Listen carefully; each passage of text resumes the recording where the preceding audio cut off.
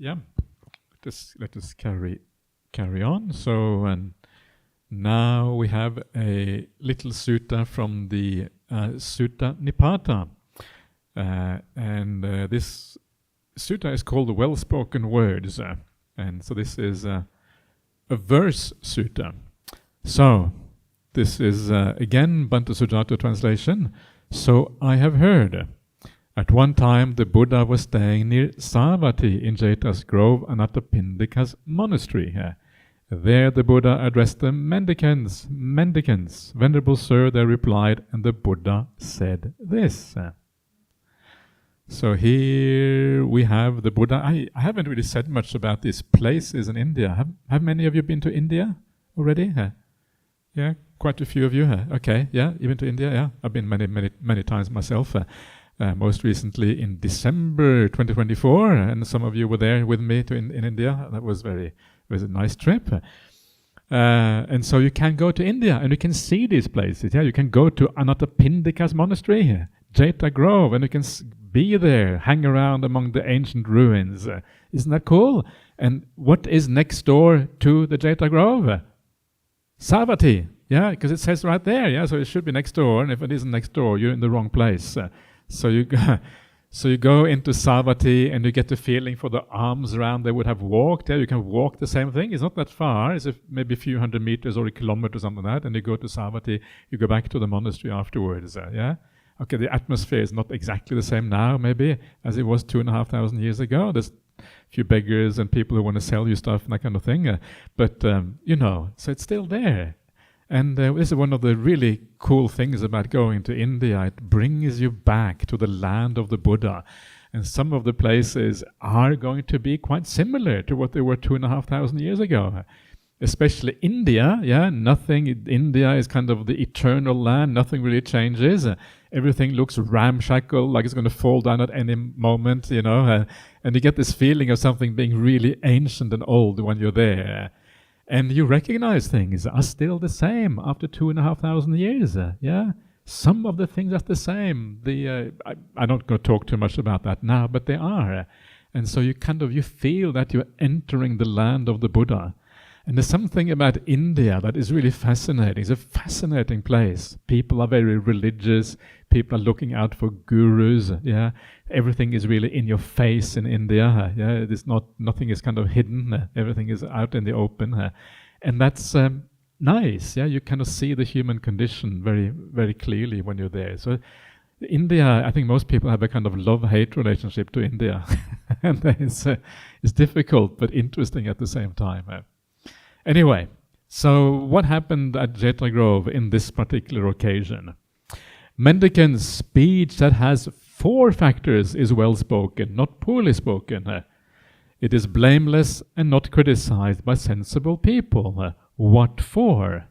So now, last time 5, now 4. This is typical of the Buddha. He gives you various versions of these things. So what are these 4 factors?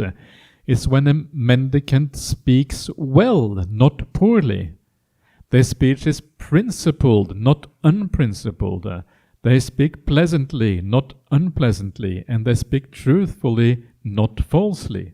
Speech with these 4 factors is well spoken, not poorly spoken. It is blameless and not criticized by sensible people.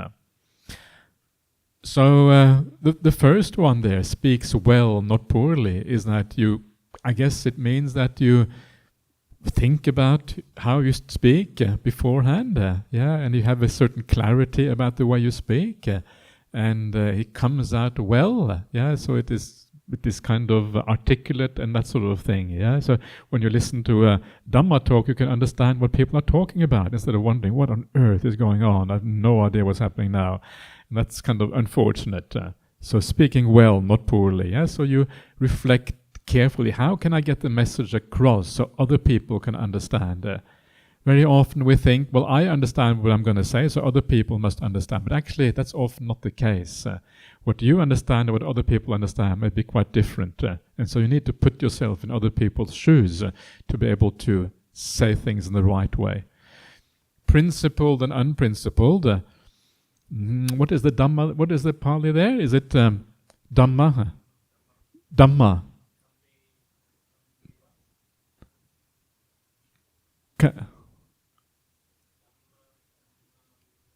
Dhammanyeva? Okay, Dhammanyeva. So according to Dhamma, basically, that's what it means, principle. This is one of Bhante Sujatā's translations of Dhamma.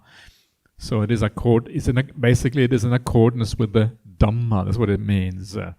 And that can mean a number of things. It means that it is in accordance with the suttas. It is kind of talking, the content of the suttas or about the suttas. Or something like that, or according to the principles of good speech. That can also be the meaning. It's a very kind of broad kind of idea that it is principled speech, Dhamma speech, things that concern the spiritual practice, basically in one way or another, both in content and also in the way it is said, but probably mostly about content in this case. Because the way it's said is then pleasantly, not unpleasantly, truthfully, and not falsely. So it doesn't add that much to what was said before. So I'm not sure why I have that sutta in there, but I had it there, so I read it out for you. Okay, this is what the Buddha said. Then the Holy One, the Sugato, the teacher, went on to say, good people say well-spoken words are foremost. Second, speech ought to be principled, not unprincipled. Third, speak pleasantly, not unpleasantly. Fourth, speak truthfully, not falsely. Then the Venerable Vangisa got up from his seat, arranged his robe over one shoulder, raised his joined palms towards the Buddha, and said, I feel inspired to speak, Blessed One. I feel inspired to speak, Sugato. Then speak as you feel inspired, said the Buddha.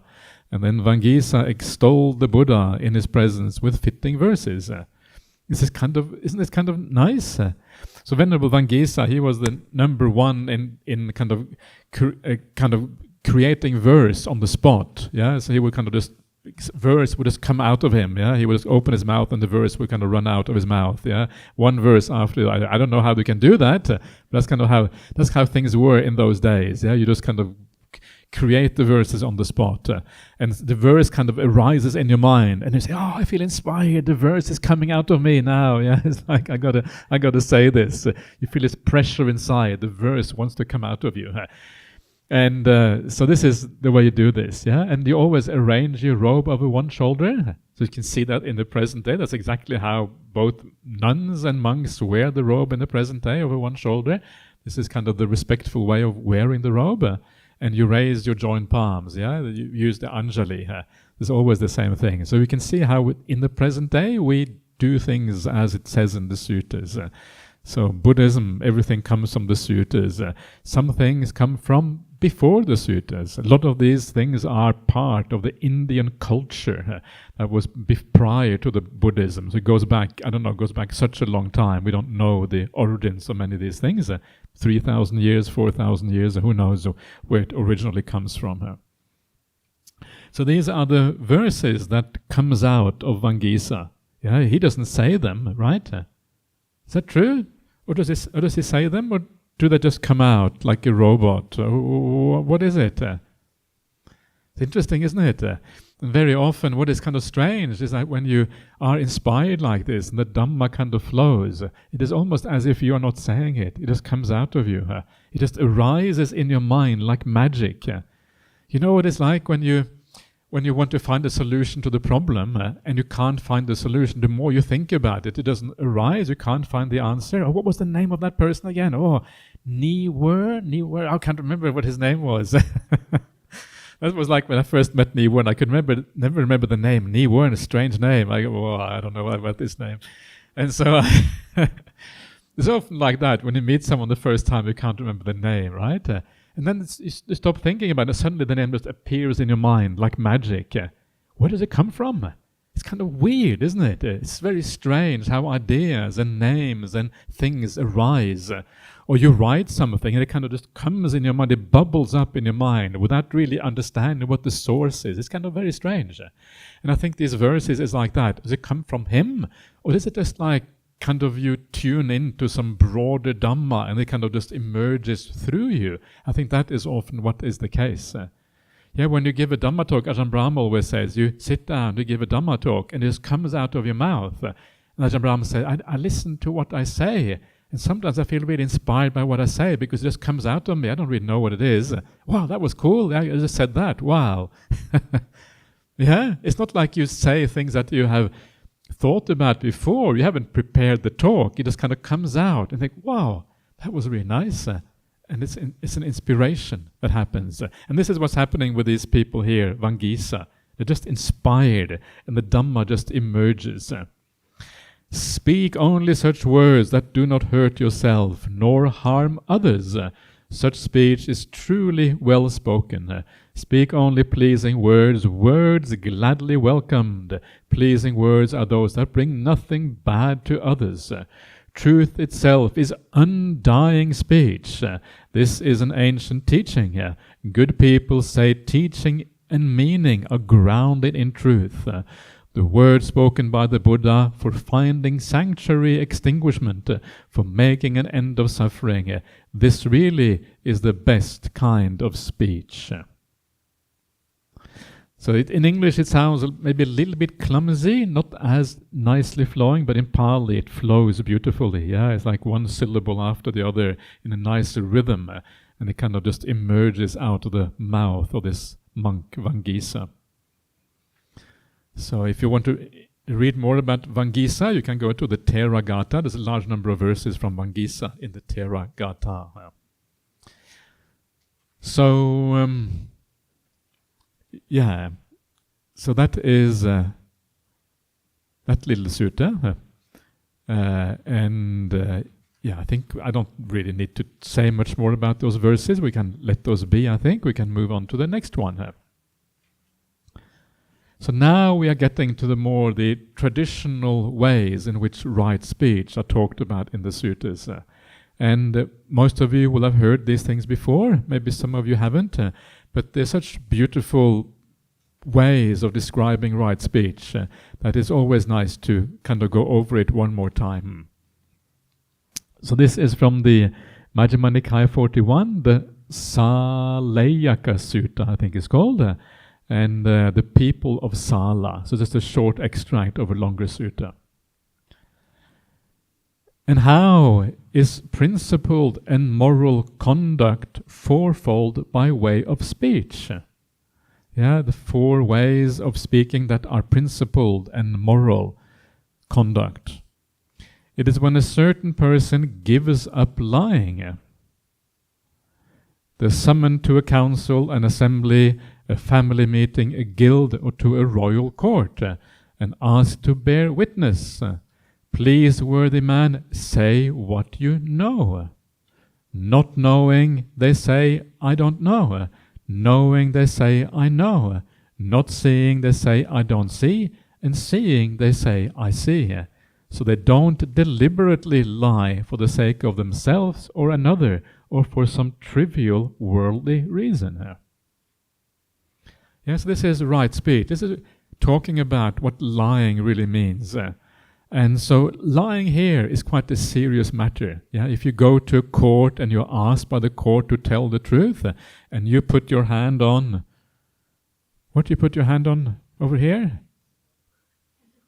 A Christian put the hand on the Bible, say, okay, I promise to tell the truth. Yeah, a Muslim probably puts the hand on the Quran, saying, I promise to tell the truth. A Buddhist puts the hand on Dhammapada, maybe Dhammapada, right? Yes, I think in Australia we have instituted that it is allowable to put your hand on the Dhammapada when you swear to tell the truth, right? That's kind of nice for the Buddhists also to have a book that we can put our hand on. But we kind of have a slightly different attitude to our books compared to other religions. It's a bit different. But anyway, the point is here that it's a serious time. Yeah, you are summoned to the court and you promise to tell the truth. And then if you don't tell the truth, it is really, really serious. And so this is the most serious kind of lying. Yeah. So this is why it is expressed in this way, because this is a really bad lie. However, lying comes in a large number of degrees. There are small lies, there are dark lies, there are white lies. Yeah. Wow, I didn't want to tell them the truth because it would hurt them. Yeah. That's like a white lie here. Yeah. It's not because I want to lie. But very often when we want to tell a white lie, it's not so much because we don't want to hurt the other person, but it's more we're concerned about ourselves and what we will feel like if we hurt that other person. Maybe they won't like us. That's often the reason, right? So it often comes back to self-interest. And because it is self-interest, then it is kind of bad to lie, because you are lying basically so that you can feel better and you don't have to face the consequences or whatever. So it's better to try to avoid lying.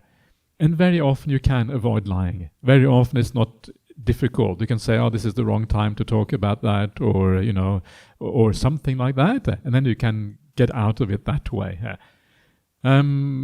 However, there is a hierarchy here. This is the really bad lying, and then there is a lesser lying, and then there is sometimes lying that may not be bad at all, occasionally.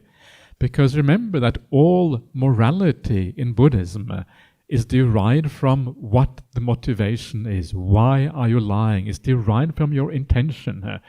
And if your intention and motivations are pure, then it's not really bad karma. It's not bad. And if your intentions are bad, you're coming from selfishness or desire or anger or delusion or whatever, then it is bad to lie. So sometimes lying may be okay, because it's really coming from a desire to be compassionate towards someone else. If they hear that, they might die. Sometimes people, it may have really bad consequences, and you don't necessarily want them to die. And so you say something which may be a lie in that context, and then later on when they survive, you can tell them, oh, I lied to you so that you could survive, or whatever. So something like that. And so, I don't know. There are some good examples I could bring out, but maybe not. There's no need to bring them out. I'm sure you have some idea what I'm talking about. Then you see at the very last line here, they don't deliberately lie for the sake of themselves or another, or for some trivial worldly reason.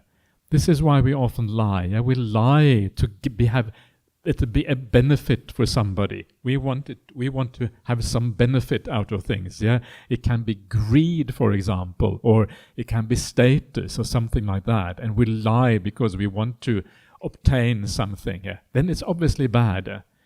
And I like this idea of a trivial worldly reason. The vast majority of reasons why we lie are kind of stupid reasons. We want to look after the ego, for example. Did you take that thing? Did you steal that or whatever? No, I didn't do it, because we don't want to admit that we did something. There's like a child who will lie straight away. Did you take those cakes? No, mommy, I didn't take those cakes. Sure, you didn't take those cakes. And it's very often it's the sense of self doesn't want to be hurt, and so we lie for that, or we want some benefit or whatever, and so we lie for these reasons. And what we are doing, we're gaining some very short-term happiness at the expense of the bigger picture. The bigger picture, of course, is the spiritual path. You are destroying something far more important for some trivial benefit right here in this life. So remember that, What really matters is not that sense that your ego might be a little bit hurt or you don't gain some benefit. What matters much more is whether your spiritual integrity is in place. And if your spiritual integrity is looked after, then it will be a tremendous long-term benefit for you. So forget about these trivial worldly reasons. It's trivial partly because it only belongs to this one life. And usually when we lie, it's about things that relate to this life right here. When we're dealing with spirituality, we're dealing with a much broader picture. Life after life, this kind of round of existence is what we're dealing with. We're dealing with something much more important. We are long-term investors, not short-term investors. Do you want to be a long-term investor? Please be a long-term investor, not a short-term investor. Like really long-term, And when next time you go to your bank, the bank says, do you want to have it in the long-term investment or short-term investment? Say, I want to have it in the really, really long-term investment, The one I can draw some interest in my next life. And they will tell you, I don't want to talk to you again, go and find some other bank. We don't deal with this. So here you have to kind of do your own bank, You have to kind of create your own bank in a sense. So this is lying, So, remember that ideally, the kind of speech you want to speak is a speech where you're not really leading anyone astray. So there is like lying, and then there's kind of obfuscating, kind of not really being neither lying nor telling the truth, somewhere in between. You don't really want people to know. So there's all kind of degrees from the absolute truth to the absolute lying to all kind of things in between. And where you want to be is you want to be as close as possible to the absolute truth, direct, immediate, while also considering the feelings of the people you are talking to. Sometimes truth can be, you can use the truth in a way to hurt other people. I'm going to tell you the truth, and this is the truth. And this is going to be hurtful, basically, what you're saying. So, of course, we have also to be sensitive as well. You can't just use truth as a weapon. Weaponizing truth, that's also bad. So sometimes truth can be bad karma in that way. So lying can sometimes be good karma in certain situations, and truth can be bad karma in certain situations. And so all of these things have to be weighed up. So you have to be wise here, right? You have to know what's going on. This is kind of the point here. But the ideal is to be as truthful and direct as possible, not hiding things for your personal reasons. That's really where you tend to go wrong. So so the one way that it is lying is defined is that, how is it defined again? Loke visangvado, leading the world astray by your speech, or something like that. That is kind of the way that the lying is defined. You're trying to lead people astray. That's really what it is about. That's what lying is concerned with. So be honest. All right. So let us carry on. That is the first kind of right speech. I'm talking here in terms from the right speech, from the point of view of right speech, not from the point of view of wrong speech, which is a bit more positive and nice. So then we come to the second one, which is divisive speech. They give up divisive speech. They don't repeat in one place what they heard in another, so as to divide people against each other. Instead, they reconcile those who are divided and support those who are united, delighting in harmony, loving harmony, speaking words that promote harmony. This is what I mean, that the way this is expressed by the Buddha is so uplifting and beautiful. You speak words that promote harmony, you love harmony, you love it when people get together. You go to Donald Trump and you say, don't bomb Iran. There's no need to bomb Iran. And he probably won't listen to you, but anyway. So you bring people together. You try to be that kind of conciliator, in human relations. There's something very, very, very beautiful about that, because we tend to be so divided against each other. We tend to take the ego so seriously, and then we get divided because our opinions are the right ones. Of course they are. We all know that. My opinion is right.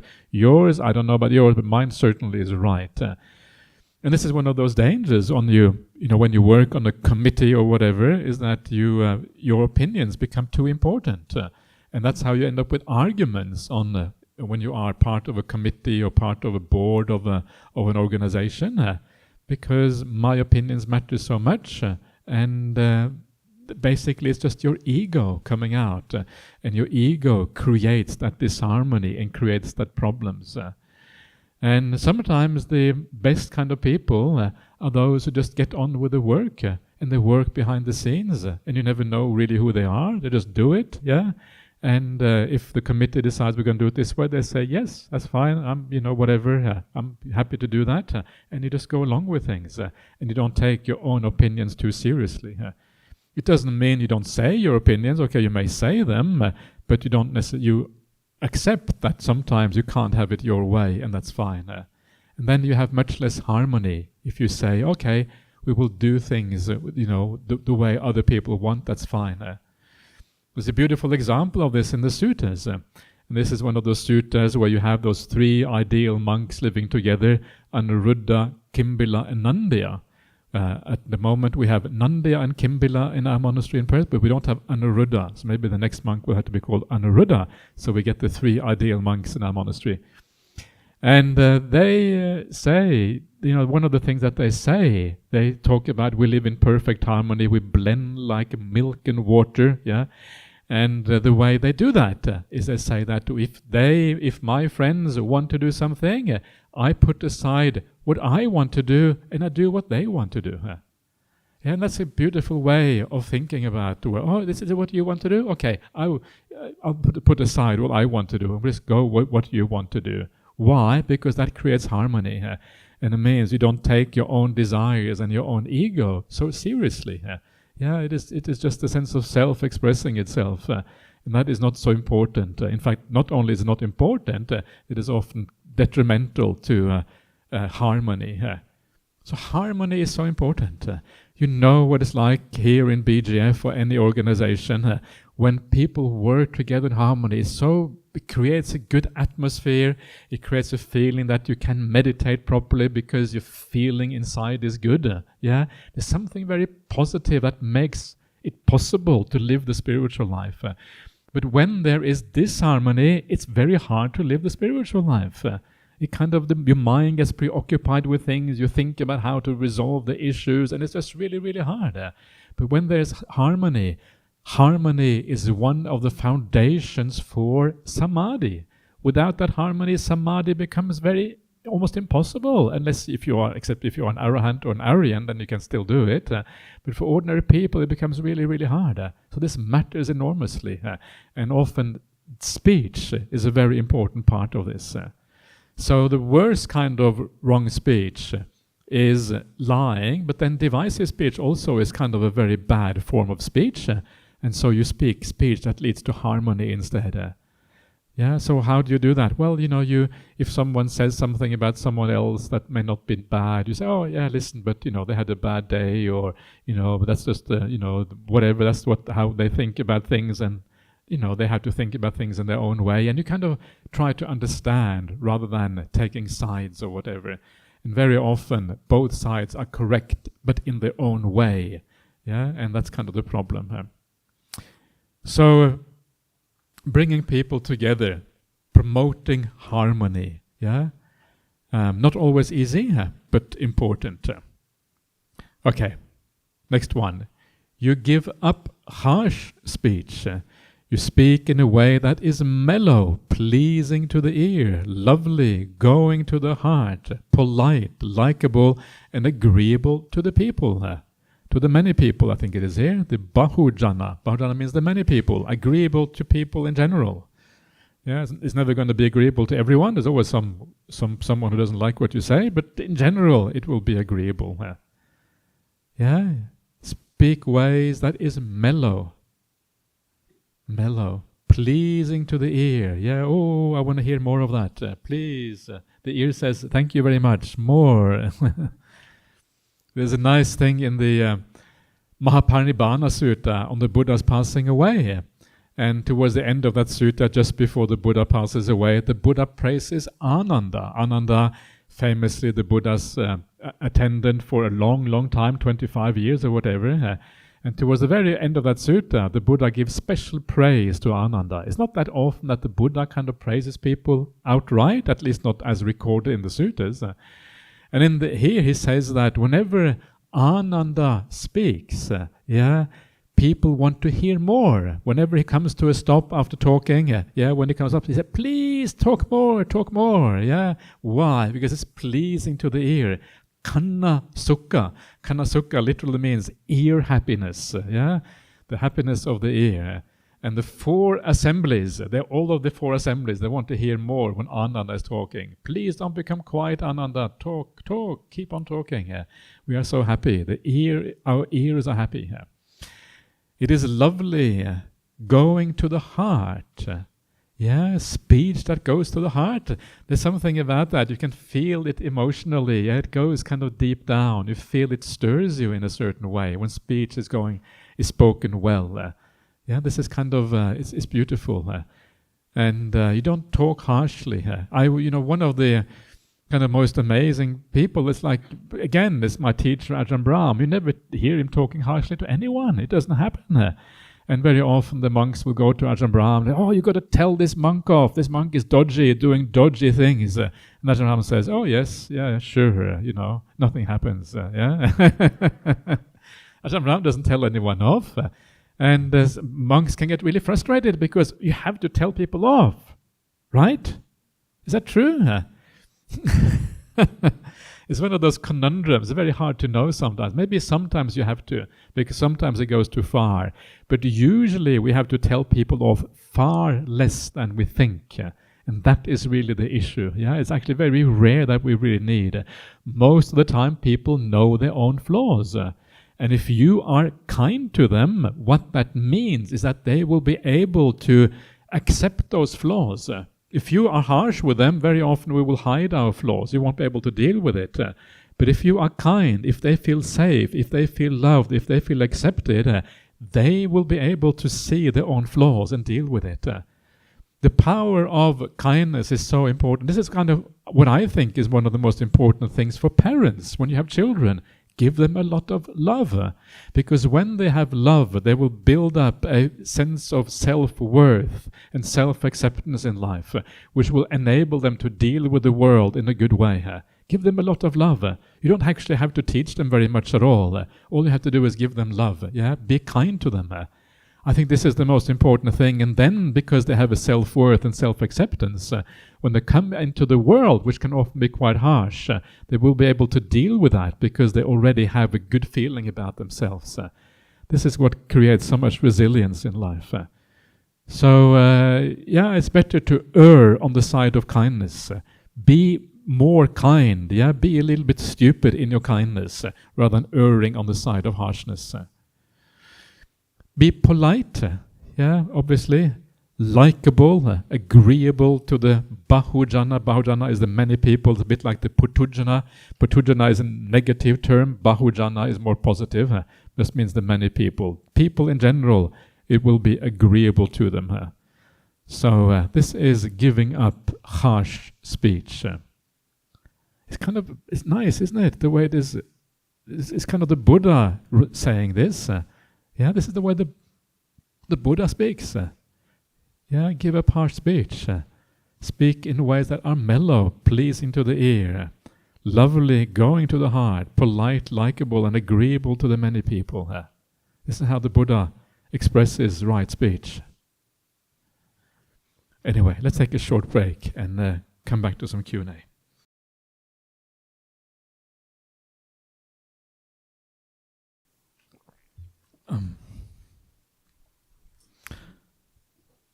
So, any further questions or comments from anyone?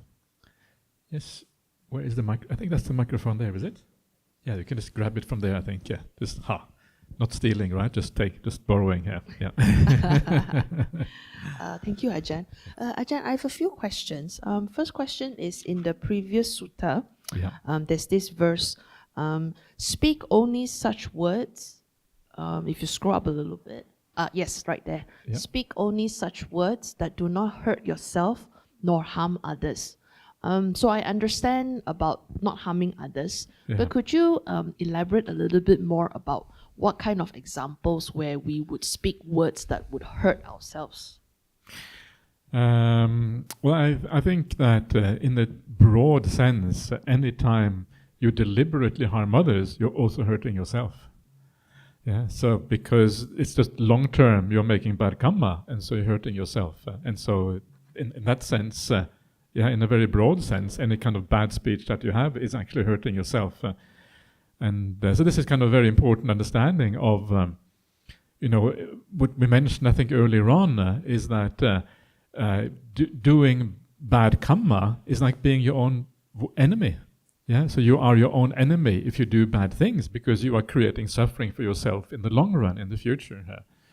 So in that sense, you hurt yourself. But it can also, I think, be more immediate as well, that you're hurting yourself. Maybe you kind of have a bit of, you are upset about something, or maybe you have a bit of self, you don't like yourself, and then you say things that are actually maybe they are meant to gain sympathy or something like that, but actually you end up just hurting yourself by saying them, putting yourself down maybe, or that sort of thing, in a negative kind of way. And sometimes we can do these things when we are, bit stupid or silly or deluded or whatever. So sometimes it can be more direct like that you say things that are immediately hurtful. But I think the main reason here, the main purpose of this is just that you are making bad karma, and so you're hurting yourself and others. Any kind of act that is truly spiritual and Buddhist is both good for yourself and good for others. That's kind of the idea of a spiritual action. Usually the way we act in the world is either good for others or good for ourselves, but not for both. So when you're greedy, it's good for me, but it's bad for others. Or if you are like more a martyr, then you are, you're kind of hurting yourself so as to support others. And these are the way the world usually works. Yes? More? Yeah, okay, please. Okay. Yeah. Okay. 2 more questions. Okay. Maybe my next question is in the following sutta. There's this sentence. Please, worthy man, say what you know. So in the context of not lying, what happens if I only know 50-50, but the other person demands a full answer? And sometimes I realize that to protect my ego, because I don't want to look stupid. I will say something. I'll say the 50% that I know, and then I will cover up the other 50% with some obscurity. Okay. So is that a form of lying? And can I? Should I wait, or should I give you my? Maybe wait. Otherwise, I will forget the first part of the question. So, usually when you go to a court these days, they say, tell the truth, the full truth, the full truth, and nothing but the truth. And so that kind of covers that thing that you tell everything. So in that case, if you don't tell the full truth, well, then you have kind of lied, because you promised to tell the full truth, nothing but the truth. You don't add any dodgy thing either. So it's kind of so in the modern context, it's more kind of narrowed down. So yes. So it's a bit grey. These things are not kind of all black and white. So you don't say you haven't really lied because you haven't said anything against it. You haven't said the full truth. So it's like, it's not ideal. And this is kind of the point I was making. If you want to tell the truth, you want to be as straightforward and immediate as possible. So that is kind of the ideal way of speaking. So if you're hiding a little bit from your ego, then because of your ego gets hurt or whatever, it means that you are not living up to the highest ideal of right speech. You want to be as truthful as possible. That's the point. Okay. Then my next question, my last one is, you spoke earlier about how it's important that we speak with clarity. We do not lead anyone astray.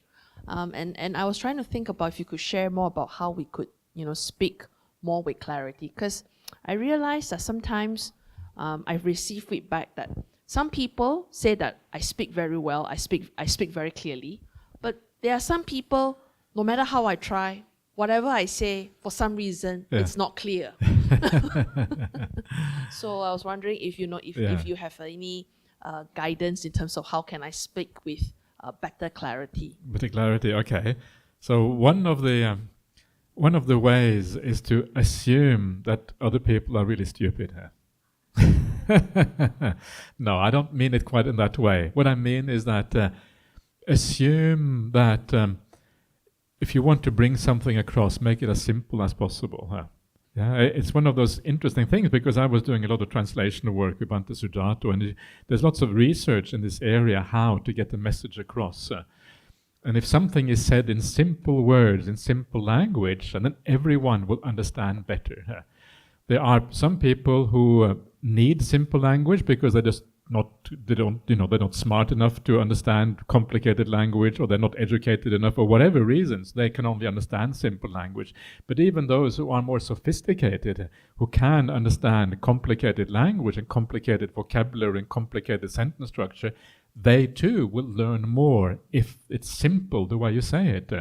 So always assume that people always say things in a simple way, because you will get things across much more easily in that way.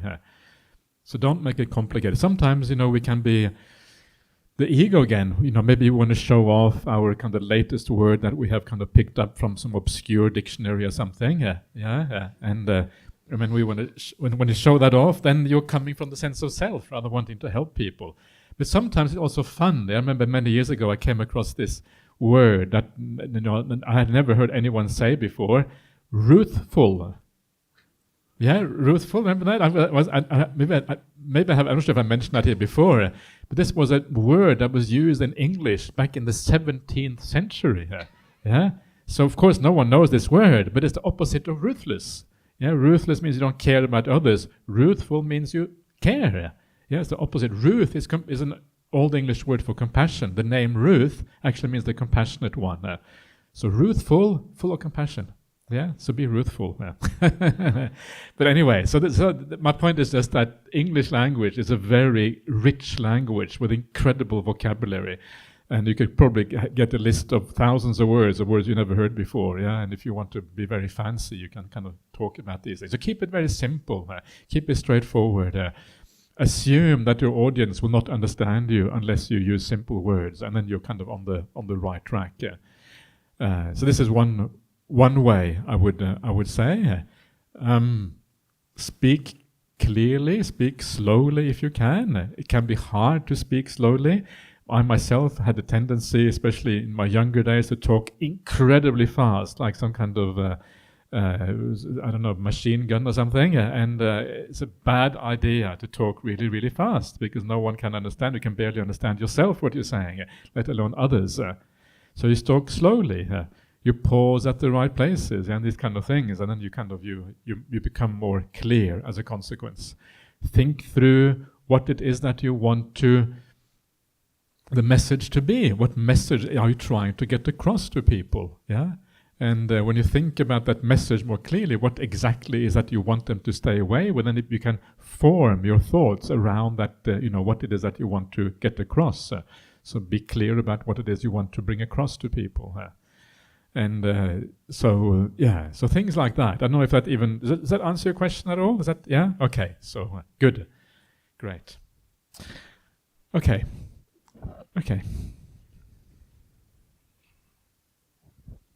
Ajahn, Yeah. yesterday you mentioned what you call the sati and sampajanya. Sampajanya, yeah. Yeah.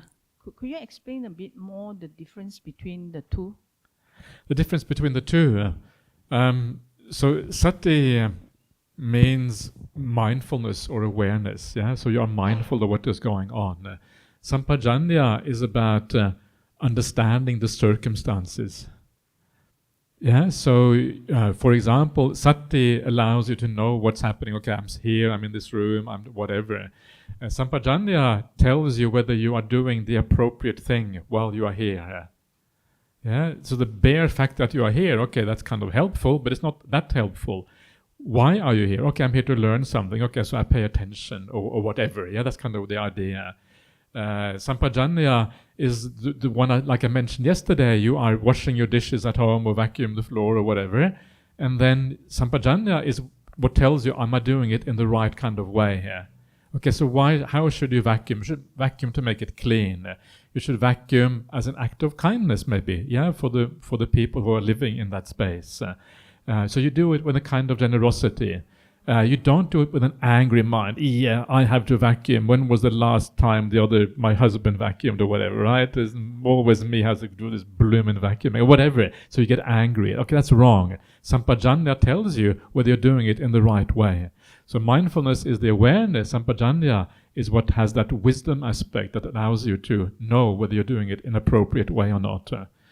For monastics, it's very obvious. For monastics, it is any time kind of outside of meditation, you use sati sampajanya. Yeah, you go into the village for alms.